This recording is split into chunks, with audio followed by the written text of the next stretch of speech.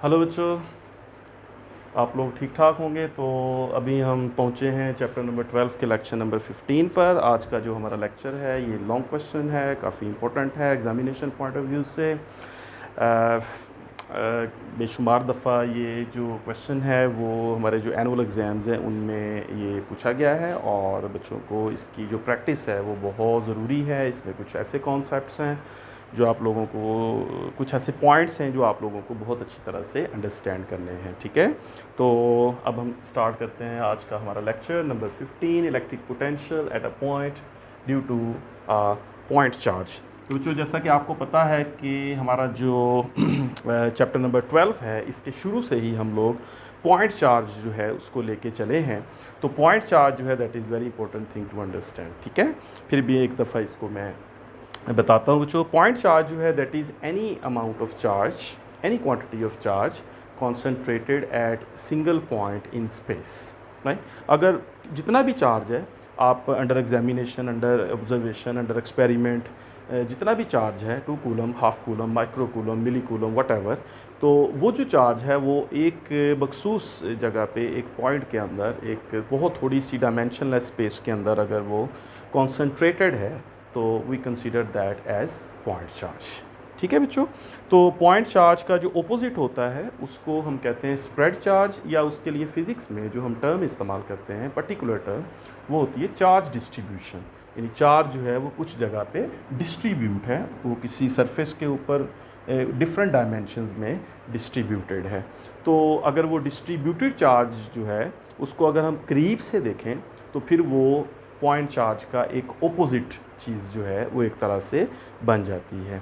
करीब से मैंने इसलिए कहा कि अगर हमारे पास एक चार्ज डिस्ट्रीब्यूशन है, कुछ जगह पे एक चार्ज डिस्ट्रीब्यूट है, अगर उसको हम बहुत ज़्यादा डिस्टेंस से देखते हैं तो फिर वो भी एक्ट करता है as a point charge. It depends. तो फिर ठीक है बच्चों, आप इस पॉइंट को अंडरस्टैंड करें। तो आज हमने इलेक्ट्रिक पोटेंशियल जो है वो ड्राइव करना है, और उस इलेक्ट्रिक पोटेंशियल को ड्राइव करना है हमने एक पॉइंट चार्ज के रेफरेंस से। तो पॉइंट चार्ज जो है, फर्स्ट करें बच्चों, हमारे पास एक पॉइंट चार्ज है, ये हमारे पास एक पॉइंट चार्ज है, इसका मैग्नीट्यूड Q है। ठीक है, अब इस पॉइंट चार्ज जो है इसका जो मैग्नीट्यूड है Q, इसकी वजह से इस पॉइंट चार्ज का एक इलेक्ट्रिक फील्ड होगा। राइट, इलेक्ट्रिक फील्ड जो है उसको डिफाइन करते हैं द रीजन और space around a charge with in which its effect can be influenced. Her charge का इलेक्ट्रिक फील्ड होता है, तो इस प्लस Q पॉइंट चार्ज का एक इलेक्ट्रिक फील्ड होगा। अब इलेक्ट्रिक फील्ड के बारे में आप लोग ये बात याद रखें कि इलेक्ट्रिक फील्ड का जो मैग्नीट्यूड होता है, या इलेक्ट्रिक फील्ड की जो स्ट्रेंथ होती है, वो किसी चार्ज के करीब जो है वो ज़्यादा होती है, और जितना हम किसी चार्ज से दूर जाते हैं इलेक्ट्रिक फील्ड की जो स्ट्रेंथ है वो कम होती जाती है। तो बच्चों आप ये याद रखिएगा ये पॉइंट, कि किसी भी पॉइंट चार्ज का जो इलेक्ट्रिक फील्ड है वो मैक्सिमम होता है उस चार्ज की सरफेस पे, और ज़ीरो होता है इन्फिनिटी पे। राइट, ये बात मैं फिर रिपीट कर देता हूँ। किसी भी पॉइंट चार्ज का जो इलेक्ट्रिक फील्ड, उसकी जो इलेक्ट्रिक फील्ड स्ट्रेंथ होती है वो उस पॉइंट चार्ज की सरफेस के ऊपर मैक्सिमम होती है, और अगर उस चार्ज से दूर जाएं, अब क्वेश्चन है कि कितना दूर जाएं, तो ये याद रखें इन्फिनिट डिस्टेंस पे जाके उसकी जो इलेक्ट्रिक फील्ड स्ट्रेंथ है वो ज़ीरो हो जाती है। अगर आपको कभी इस कॉन्सेप्ट को, इस आइडिया को समझने में प्रॉब्लम आए तो आप लोग इस एक्सप्रेशन की मदद ले सकते हैं, KQ/R²। तो ये जो Q है यहाँ पर, ये Q जो है वो पॉइंट चार्ज है। ठीक है, तो ये जो R है ये डिस्टेंस है इस R से, और E जो है वो इस पॉइंट चार्ज की इलेक्ट्रिक फील्ड स्ट्रेंथ है। तो आप देख सकते हैं कि इलेक्ट्रिक फील्ड स्ट्रेंथ का जो रिलेशन बनता है वो इसके साथ इन्वर्स है। Right, this is inverse relation. तो अब बच्चों अगर R जो है वो इन्फिनिट होता है, if R goes to infinite, right, infinite distance, so this implies E goes to zero.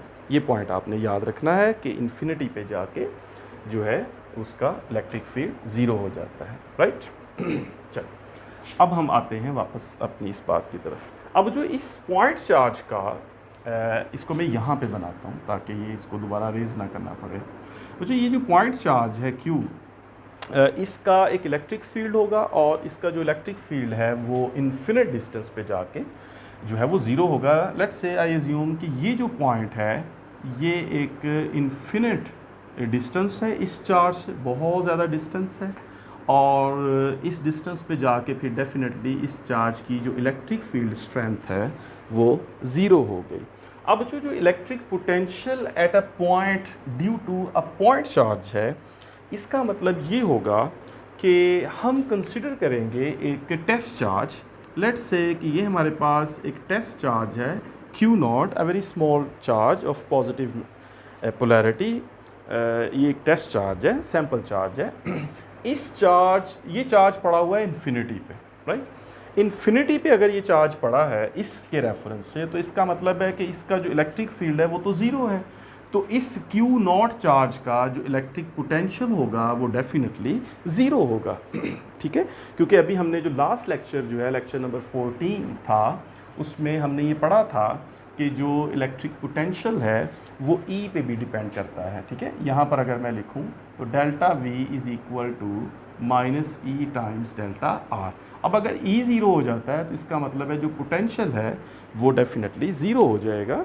तो पोटेंशियल का ताल्लुक वैसे भी आप याद रखें कि इलेक्ट्रिक पोटेंशियल का ताल्लुक तो इलेक्ट्रिक फील्ड के अंदर अगर कोई चार्ज आता है तो उससे होगा। जब कोई चार्ज किसी इलेक्ट्रिक फील्ड के अंदर एंटर होता है तो फिर उसका पोटेंशियल क्रिएट होता है।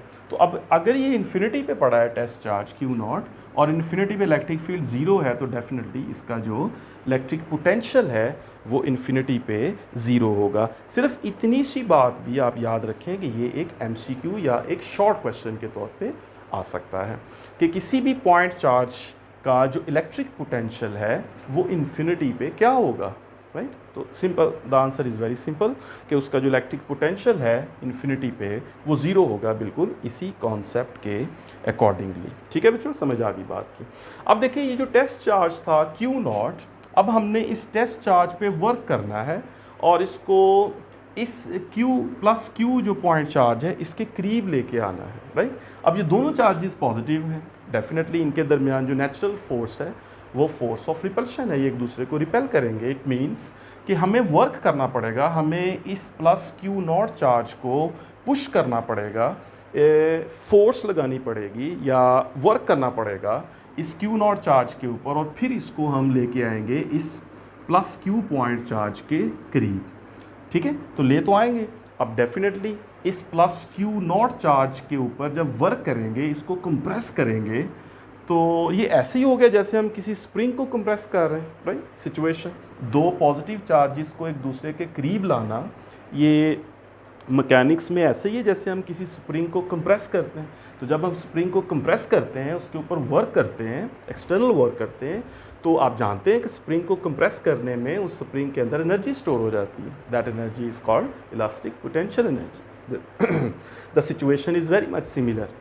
ठीक है, कि ये प्लस Q है और ये प्लस Q नॉट है, तो दे रिपेल ईच अदर। हमने इनको पकड़ना है इसको और इसको हमने पुश करना है, इसके ऊपर वर्क करना है और इसको इसके करीब लेके आना है। तो डेफिनेटली इस प्लस Q नॉट के अंदर जो है वो एनर्जी स्टोर होगी और इलेक्ट्रिक पोटेंशियल एनर्जी जो इसके अंदर स्टोर होगी, that energy divided by Q not will become electric potential. ठीक है, राइट। अब आप समझ गए electric potential. So what is electric potential? Work done in moving. चलो इसको मैं जो है वर्ड्स में यहाँ पे लिखता हूँ ताकि आप लोगों को साथ साथ नोट्स भी बनते जाएं। तो अब बच्चों यहाँ पर सिर्फ अगर इस टॉपिक के मैं इतने दो वर्ड्स को लूँ और इनको पहले एक्सप्लेन करूँ, तो इलेक्ट्रिक पोटेंशियल जो है ये क्रिएट होगा इस सिचुएशन में, वर्क डन, ये होगा work done in moving a charge, let's say Q not, from infinity, right, infinity क्यों? क्योंकि वहाँ E ज़ीरो है, ज़ीरो से शुरू करना, from infinity to a point in the electric field, to a point in the electric field of the given point charge. ठीक है, तो इलेक्ट्रिक पोटेंशियल यहाँ क्या होगा V, यहाँ जो इलेक्ट्रिक पोटेंशियल होगा पॉइंट चार्ज के केस में, लेक्चर 14 में जो हमने इलेक्ट्रिक पोटेंशियल पढ़ा था, वो इलेक्ट्रिक पोटेंशियल दो पैरेलल प्लेट्स के दरमियान क्रिएट हुआ था, उसमें कुछ भी इन्फिनिट नहीं था, उसमें नेगेटिव चार्ज वाली प्लेट से शुरू हुआ था और पॉजिटिव चार्ज वाली प्लेट की तरफ चार्ज मूव किया था, तो उसमें जो सिचुएशन है वो फाइनाइट है, दो प्लेट्स के दरमियान है। लेकिन सिंगल इंडिपेंडेंट पॉइंट चार्ज की जो सिचुएशन है ये उन दोनों प्लेट्स की सिचुएशन से डिफरेंट है।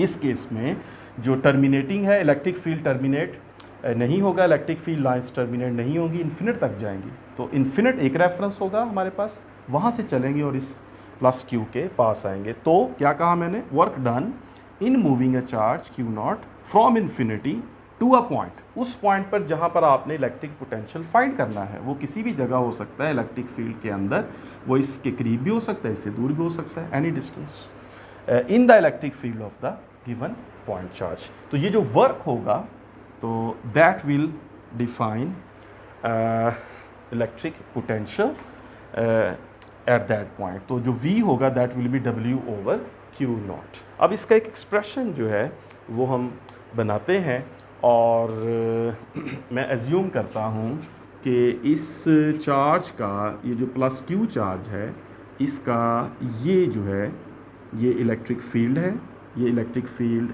लाइंस हैं उसकी। ठीक है, अगर हम उस फील्ड को देख सकें तो ये उसकी इलेक्ट्रिक फील्ड लाइंस हैं। अब चूँकि ये पॉजिटिव चार्ज है तो पॉजिटिव चार्ज का मतलब ये है कि इसकी जो इलेक्ट्रिक फील्ड लाइंस हैं that will be radially outward, और इन्फिनिट जो है वो ये वाला जो पॉइंट है दैट इज़ इन्फिनिट, और यहाँ से जो है चार्ज को हमने मूव करना है। ओके जी बच्चों, अब हम आगे चलते हैं। हमने इलेक्ट्रिक पोटेंशियल जो है उसका एक एक्सप्रेशन जो है वो बनाना है कि इलेक्ट्रिक पोटेंशियल का एक फॉर्मूला बनाना है कि इलेक्ट्रिक पोटेंशियल क्या होगा। अब जो फर्स्ट करें कि इस इन्फिनिट से इस पॉइंट तक आने से पहले हम एज्यूम करते हैं कि लेट्स से कि इस इलेक्ट्रिक फील्ड के अंदर दो पॉइंट्स हैं। ठीक है, ये इलेक्ट्रिक फील्ड है, इस प्लस Q चार्ज का इलेक्ट्रिक फील्ड है, और इस इलेक्ट्रिक फील्ड के अंदर दो पॉइंट्स हैं, एक है पॉइंट A और दूसरा है पॉइंट B। ठीक है, ये इलेक्ट्रिक फील्ड के अंदर है। अब इस इलेक्ट्रिक फील्ड के अंदर जो है B और A पॉइंट पे लेट्स से कि जो टेस्ट चार्ज है Q नॉट वो पड़ा है पॉइंट B के ऊपर, और उसको हमने वर्क करना है B से और उसको मूव करके हमने ले आना है पॉइंट A पर।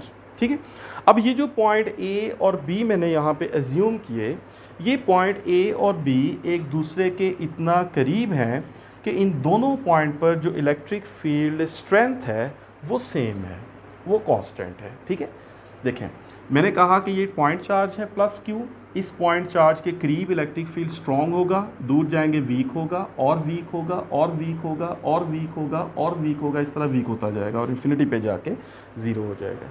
लेकिन फ़िलहाल मैंने वो दो पॉइंट्स लिए हैं जहाँ पर इन दोनों पॉइंट्स पर जो इलेक्ट्रिक फील्ड है उसकी जो स्ट्रेंथ है वो सेम है। इसका मतलब है कि ये दोनों एक दूसरे के बहुत करीब हैं। अगर ये दोनों एक दूसरे से दूर हो जाएं, इनके दरमियान डिस्टेंस ज़्यादा हो जाए तो ये एजम्पशन गलत हो जाएगी। फिर A पर इलेक्ट्रिक फील्ड स्ट्रेंथ और होगी और B पर जो इलेक्ट्रिक फील्ड स्ट्रेंथ है वो और होगी, राइट। अब दोनों पॉइंट पर जो इलेक्ट्रिक फील्ड स्ट्रेंथ है वो डिफरेंट नहीं होनी चाहिए। उसकी एक वजह मैं आपको बताता हूँ। यहाँ पर दोनों पॉइंट A और B पर जो इलेक्ट्रिक फील्ड स्ट्रेंथ है वो सेम होनी चाहिए। उसकी जो है वो वजह है, वो ये वाला एक्सप्रेशन है। देखिए बच्चों, जब ये चार्ज Q नॉट जो है ये B पॉइंट पर होगा तो इसका पोटेंशियल है VB, और जब ये A पर होगा तो इसका पोटेंशियल है VA, राइट। हम इन्फिनिट से इसको B पर लेके आए तो कितना इसका इलेक्ट्रिक पोटेंशियल है VB, फिर इन्फिनिट से इसको A पर ले आए तो कितना इलेक्ट्रिक पोटेंशियल है VA। अब A और B पर जो इलेक्ट्रिक पोटेंशियल है वो हमें मालूम है कि वो VA और VB है। तो अगर इस इलेक्ट्रिक पोटेंशियल डिफरेंस को हम मालूम करना चाहें कि इस पॉइंट A और पॉइंट B पर पोटेंशियल डिफरेंस कितना है, तो उसके लिए जो हमारे पास एक्सप्रेशन है वो हम जानते हैं। वो एक्सप्रेशन जो है वो हमारे पास मौजूद है lecture number 14 electric potential as a potential gradient. और वो एक्सप्रेशन हमारे पास है इस सिचुएशन के मुताबिक ए पर पोटेंशियल ज़्यादा होगा और बी पर पोटेंशियल कम होगा। तो इसका मतलब ज़्यादा वाले को मैं पहले लिखूँगा V A minus V B minus E, और फिर आपको याद है मैंने कहा था इसको आपने एक सीक्वेंस से याद रखना है, तो फिर होगा R A minus R B. अब यहाँ पर जो आर ए है इट मीन्स कि इस पॉइंट चार्ज Q से जो ए पॉइंट का डिस्टेंस है ये आर ए है, और इस पॉइंट चार्ज Q से जो बी पॉइंट का डिस्टेंस है वो आर बी है। ठीक है, तो इस Q से इस A पॉइंट का डिस्टेंस आर ए है और इस Q से इस B पॉइंट का डिस्टेंस आर बी है। तो इसी तरतीब से ये एक्सप्रेशन मैंने लिख दिया। ये वही तरतीब है जो लेक्चर नंबर 14 में मैंने एज ए रेफरेंस आपसे कहा था कि ये इक्वेशन का वहाँ पे मैंने ये बनाई थी और बताया था कि ये इसी तरतीब से ए में और बी की तरतीब किस तरह बनती है। ये चीज़ मैंने वहाँ पे लेक्चर 14 में डिस्कस की थी उसके लास्ट पे। ये आप लोग अगर नहीं देखा हुआ तो आप लोग वहाँ से इसको देख सकते हैं। ठीक है बच्चों, तो ए पॉइंट पर जो पोटेंशियल है वो वी ए है, बी पॉइंट पर जो पोटेंशियल है वो वी बी है, और जो डिफरेंस है वो V A minus V B होगा, और ये इक्वल होगा इस एक्सप्रेशन के lecture number 14 electric potential as a potential gradient. तो बच्चों इसमें जो है अब हम अगर आगे चलते हैं, इसको इक्वेशन नंबर जो है वो मैं 1 कह देता हूँ और फिर इसमें आगे चलते हैं। अब जो इस एक्सप्रेशन में ये जो E है ये इलेक्ट्रिक फील्ड स्ट्रेंथ है इस पॉइंट चार्ज Q की। ठीक है, अब ये जो स्ट्रेंथ है वो कितने, अगर इसका मैं एक्सप्रेशन लिखूं चले तो ऑल्सो अब हमें ये भी पता है कि जो इलेक्ट्रिक फील्ड स्ट्रेंथ है वो है हमारे पास KQ/R²। ये उसका फार्मूला है फाइंड करने का। इलेक्ट्रिक फील्ड स्ट्रेंथ एट ए डिस्टेंस R, ये इसका फार्मूला है। अब यहाँ पर जो हमारे पास सिचुएशन है उसमें ये हमारे पास एक पॉइंट चार्ज है, इस पॉइंट चार्ज से जो R डिस्टेंस होगा that R distance will be the distance of this point charge Q0 from this test charge Q0 from this point charge Q, यानी इस Q0 का इस Q से जो डिस्टेंस है दैट इज़ एक्चुअली R। लेकिन अब सिचुएशन ये है हमारे पास कि हमारे पास दो पॉइंट्स हैं, इस पॉइंट चार्ज से A तक भी डिस्टेंस है, ये Q0 यहाँ भी है। ठीक है, और फिर ये Q से ये जो Q0 है वो B पर भी है, यानी ये B से मूव करके A पे आया है। तो इस Q0 का जो Q से डिस्टेंस है R वो चेंज हुआ है। पहले ये जब B पर था तो इसका डिस्टेंस था RB, फिर जब ये मूव करके A पर आया तो इसका डिस्टेंस बन गया RA। तो ये तो इस पॉइंट टेस्ट चार्ज Q0 का जो डिस्टेंस है वो इस Q से चेंज हो रहा है, राइट। तो अगर B पर देखें तो RB, A पर देखें तो RA।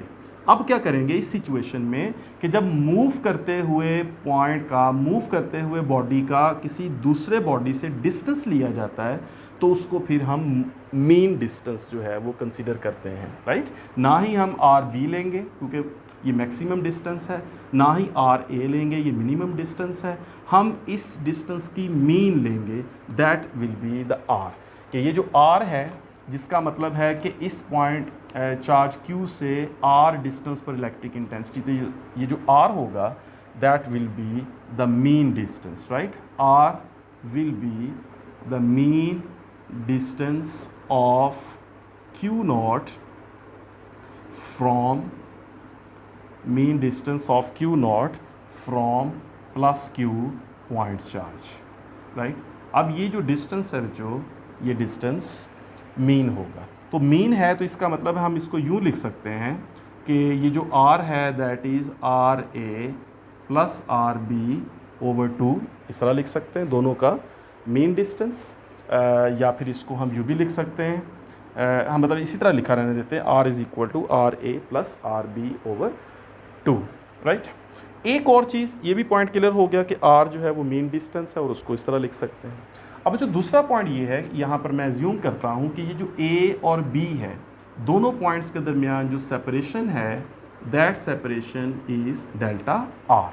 अगर कहीं ज़रूरत पड़ी तो ये जो डेल्टा आर सेपरेशन है, अगर कहीं ज़रूरत पड़ी तो हम लिख सकते हैं कि ये सेपरेशन है are B minus R A, यानी प्लस क्यू से बी का जो डिस्टेंस है वो आर बी है और ए का जो डिस्टेंस है वो आर ए है, तो इसमें से ये डिस्टेंस माइनस करेंगे तो बाकी डेल्टा आर बचेगा। अगर कहीं ये ज़रूरत पड़ी तो इस एक्सप्रेशन को हम यूज़ करेंगे, ठीक है।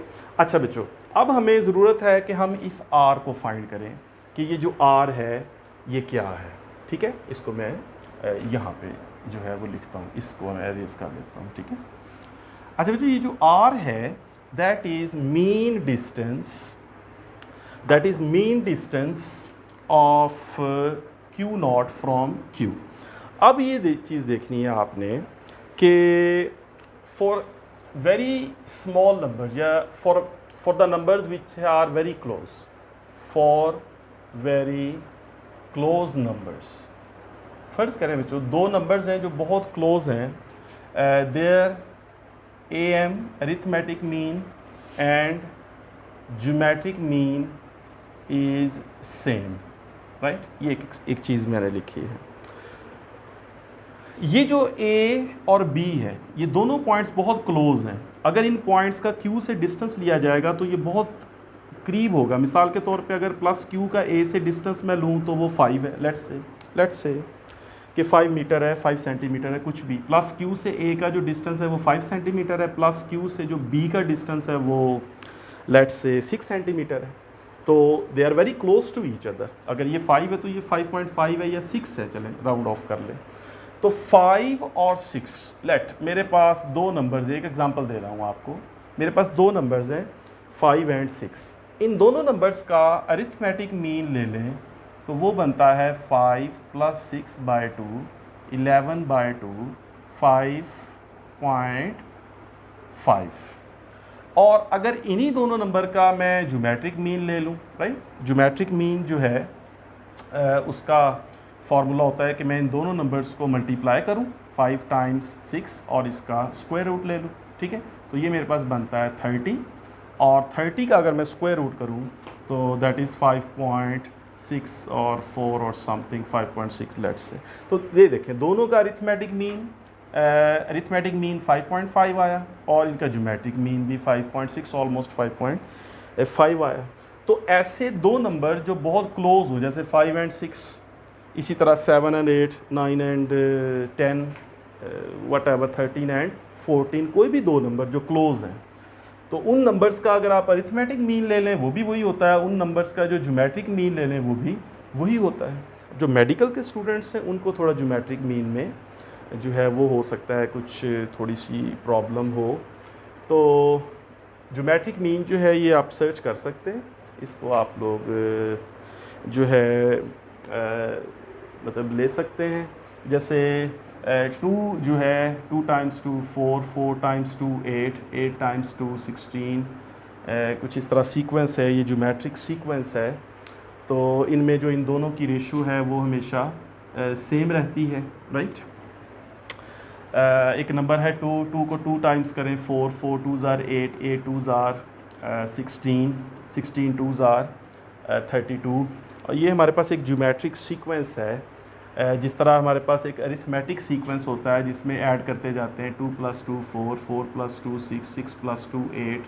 तो ये अरिथमेटिक सीक्वेंस है और इसमें अरिथमेटिक मीन होता है मसलन कि अगर हम इन दोनों नंबर्स 2 और 6 को ऐड करें और 2 से डिवाइड करें तो उसका आंसर 4 होगा, ठीक है ना, समझ रहे हैं इस बात को।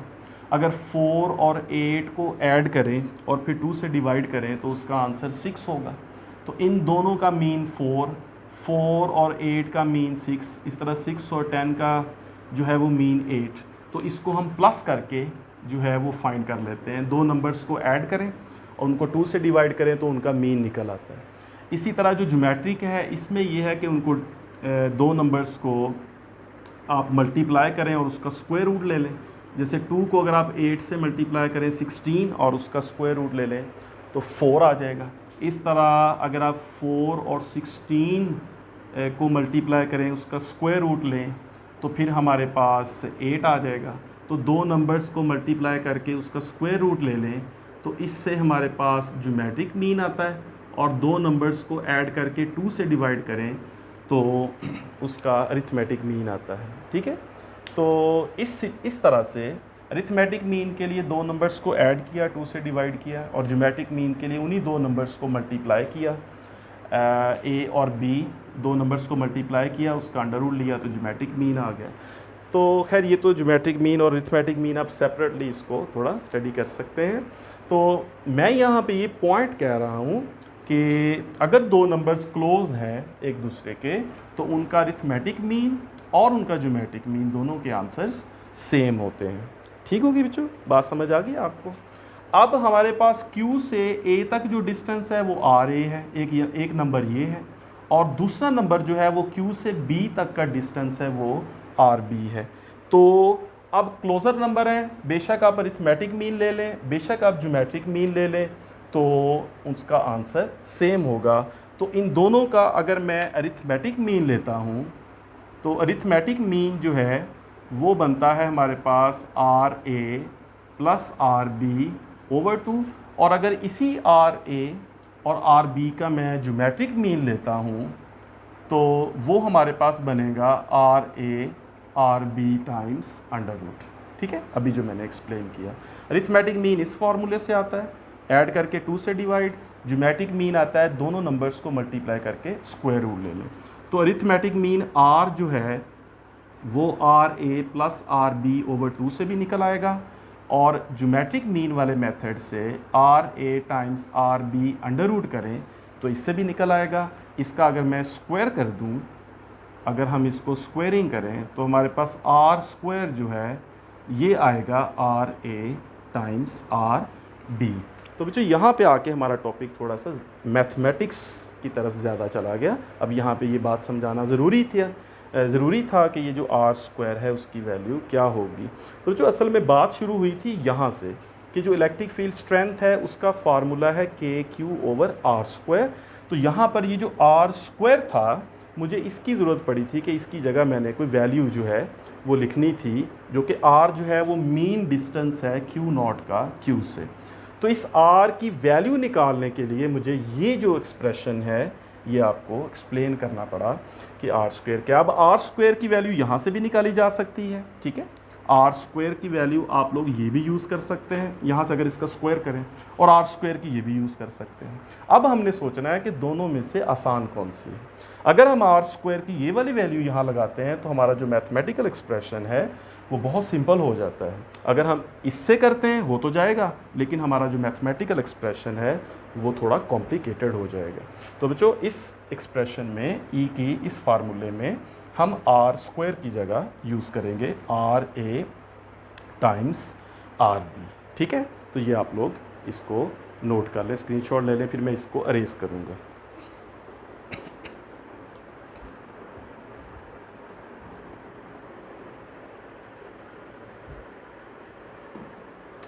ठीक है जी, ले लिया आपने स्क्रीनशॉट। अब मैं इसको रेस करता हूँ। आपने इसको समझना है, इसको आप जो है वो बिल्कुल इस टॉपिक में नहीं इंक्लूड करना चाहते नहीं इंक्लूड करें।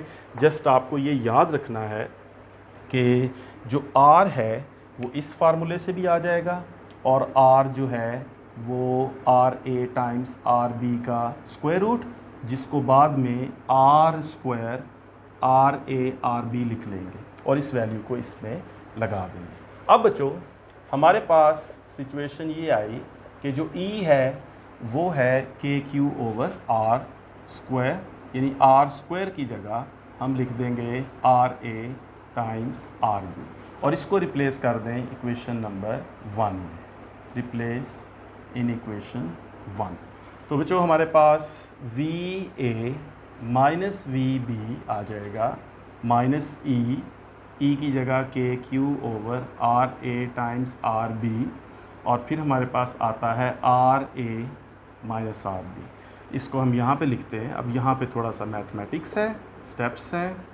माइनस KQ, आप लोग भी थक रहे होंगे, लेक्चर थोड़ा सा लेंथी है हमारा आज। तो RA minus RB over RA RB यहाँ से अंदर शिफ्ट कर दिया मैंने। अब देखें VA minus VB equals minus k q, इसको सेपरेटली आपने लिखना है। आर ए के नीचे आप लिखेंगे R A R B, minus R B के नीचे आप लिखेंगे R A times R B. यहाँ पे हमारे पास आर ए कैंसिल है, यहाँ पे आर बी कैंसिल है, तो बच्चों ये हमारे पास V A minus V B minus k q, और यहाँ पर बनता है 1 over r B minus 1 over r A. ये हमारे पास एक्सप्रेशन जो है वो बनता है। तो ये बच्चों आप कह सकते हैं कि ये वो एक्सप्रेशन है कि जब किसी टेस्ट चार्ज को बी पॉइंट से ए पॉइंट तक हमने वर्क किया उस पर अगेंस्ट इलेक्ट्रिक फील्ड। अब इस पॉइंट चार्ज का इलेक्ट्रिक फील्ड बाहर की तरफ है और हम वर्क कर रहे हैं अंदर की तरफ, तो बी से ए तक जब वर्क करेंगे तो कितना पोटेंशियल डिफरेंस क्रिएट होगा, ये उसका एक्सप्रेशन है, right. V A minus V B equals this one. अब हम थोड़ी सी बात आगे इख्तिताम एंड की तरफ जो है वो लेके जाते हैं, और वो जो बात ये है कि जैसा मैंने शुरू में कहा कि हमने इलेक्ट्रिक पोटेंशियल एक पॉइंट के ऊपर फाइंड करना है, ठीक है। इलेक्ट्रिक पोटेंशियल एक पॉइंट पे, ये देखिए electric potential at a point, at one point. तो ये हमने 2 पॉइंट्स लिए हुए थे, तो आई एज्यूम कि ये जो पॉइंट B है, this point B goes to infinity. ये पॉइंट B है ही नहीं, ये पॉइंट B जो है ये एक्चुअली इन्फिनिट है। अब मैं जो एज्यूम कर रहा हूँ कि now the work is done on the charge Q0 from infinity two point A, ठीक है। पहले मैंने एक्सप्रेशन बनाया B से A, अब मैं एज्यूम करता हूँ कि B नहीं है और जो B है वो एक्चुअली क्या बन गया, इन्फिनिटी। या आप यूँ कह लें कि जो पॉइंट B है दैट गोज़ टू इन्फिनिटी। तो अब ये सिचुएशन बनी कि work done from infinity two point A, ठीक है। अब जो बन गई situation, work done from infinity two point A, वो बनेगा electric potential at point A। उसके मुताबिक जो इस इक्वेशन को हम थोड़ा मॉडिफाई करेंगे, तो जो आप याद रखें कि एट इन्फिनिटी, अब कुछ पॉइंट है इन्फिनिटी के ऊपर जब चले जाते हैं तो वहाँ पे पोटेंशियल ज़ीरो हो जाता है, जैसे मैंने इस लेक्चर के स्टार्ट में कहा था। तो एट इन्फिनिटी जो वी बी है, पोटेंशियल एट बी है, now B goes to infinity, तो वी बी जो है that is potential at infinity, this is now zero. There is no electric field at infinity, so there is no electric field, there is no electric potential, तो वो zero हो जाएगा। और दूसरी बात ये कि now R B has become infinite. R B distance जो है उस इन्फिनिट का जो इस क्यू से डिस्टेंस है, now that distance has become infinite. तो इन्फिनिट डिस्टेंस पे जाके जब 1 ओवर आर बी या 1 ओवर इन्फिनिट डिस्टेंस लगाएंगे तो that value will give us 0। तो ये दोनों वैल्यूज़ इस इक्वेशन में लगाएं, तो अब आपके पास V A minus V B जो है ये आएगा minus k times q. 1 over r B जो है, चले अभी इसको मैं पहले लिख लेता हूँ, 1 over r B minus 1 over r A, इसमें वैल्यूज़ लगा दें तो वी ए माइनस 0 और minus k q 1 over r B is 0 minus 1 over r A. तो बच्चों हमारे पास इसको थोड़ा सा हमारे पास सिंपलीफाई करके बनेगा V A minus 0 is V A equals minus k times q into minus 1 over r A, minus minus plus, तो V A is now k Q over r A. तो ये क्या पढ़ेंगे इसको हम ये बच्चों, V A is electric potential at point A. अब ये electric potential at point A जो है कि जब हम किसी टेस्ट चार्ज को इन्फिनिट से वर्क करके लेके आएंगे ए पॉइंट पर, तो उस वक़्त इसका जो इलेक्ट्रिक पोटेंशियल होगा इस क्यू की वजह से वो ये होगा, वी ए इक्वल्स के क्यू ओवर आर ए। ठीक है बच्चों, समझ आ गई बात की। So work done from infinity two point A will be the electric potential of this point charge Q. तो जनरली अगर इसको हम बात करें, अगर जनरल बात करें तो हम ये कह सकते हैं जनरली कि अगर हम इस ए सबस्क्रिप्ट को ड्रॉप कर दें, so now v is equal to K Q over R, कि किसी पॉइंट चार्ज q से r डिस्टेंस पर अगर इलेक्ट्रिक पोटेंशियल इसका फाइंड करना हो तो उसके लिए हमारे पास एक एक्सप्रेशन बन गया विच इज़ v इक्वल्स के क्यू ओवर r। इसमें ये जो q है ये वो पॉइंट चार्ज है जिसका पोटेंशियल हमने कैलकुलेट करना है और r उससे जो है वो डिस्टेंस है। तो ये बच्चों ये जो एक्सप्रेशन है, ये एक्सप्रेशन ये बताता है कि v का r के साथ जो रिलेशन है वो इन्वर्स है, कि अगर हम